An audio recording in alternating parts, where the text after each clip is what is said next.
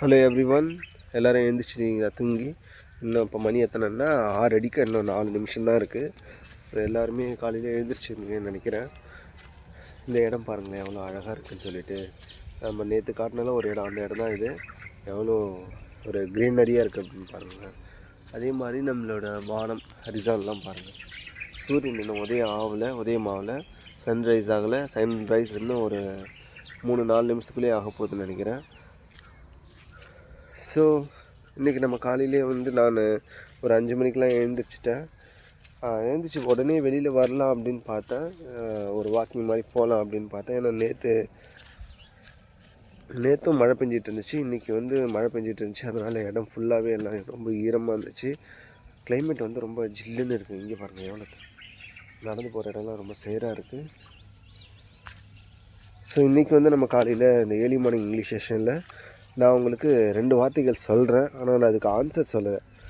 நீங்கள் என்னன்னு சொல்லிட்டு அதை கமெண்ட்டில் சொல்லுங்கள். ஃபஸ்ட்டு ஒன்று நம்ம எப்போவுமே யூஸ்வலாக நம்ம வில்லேஜ் சைட்லலாம் மணி எத்தனை அப்படின்னு கேட்கும்போது நிறைய பேர் வயசானவங்க தாத்தா பாட்டிலாம் சொல்லுவாங்க. என்ன சொல்லுவாங்கன்னா 6 அடிக்க இன்னும் 2 நிமிஷம் இருக்குது, 6 அடிக்க இன்னும் 10 நிமிஷம் இருக்குது, 10 ஆகி 2 நிமிஷம் ஆகுது, மணி 10 அடித்து 2 நிமிஷம் ஆகுது, 5 ஆகி ஒரு 7 நிமிஷம் ஆகுது, 5 ஆகி 20 நிமிஷம் ஆகுது, இல்லை 6 அடித்து 8 நிமிஷம் ஆகுது அப்படிலாம் சொல்லுவாங்கள்ல.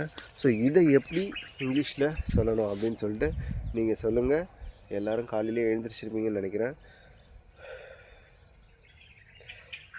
அதே மாதிரி இந்த இடம் பறவைகளோட சத்தமும், நிறைய பறவைகள்லாம் இப்போ தான் எழுந்திரிச்சு போயிட்டுருக்குங்க. சரிங்களா? காலையிலே எழுந்திரிச்சிருங்க.